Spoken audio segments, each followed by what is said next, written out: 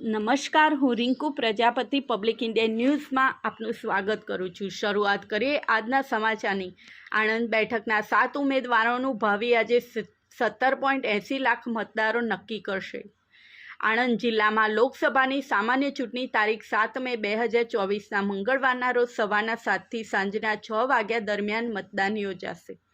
ચુસ્ત પોલીસ બંદોબસ્ત વચ્ચે મંગળવારના રોજ 17,80,182 મતદારો 7 ઉમેદવારોના ભાવિનો ફેસલો કરશે।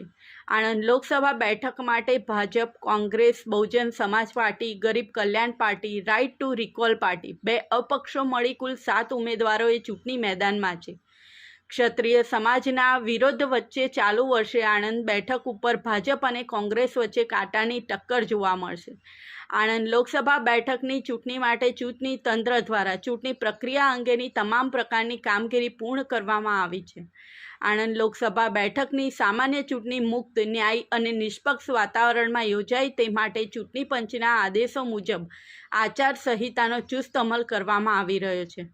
આણંદ બેઠક માટે 9,07,934 પુરુષ મતદારો અને 8,72,117 સ્ત્રી મતદાર તેમજ 131 ત્રીજી જાતિના મતદારો મળી કુલ 17,80,182 મતદારો મંગળવારના રોજ પોતાના મતાધિકારનો ઉપયોગ કરશે।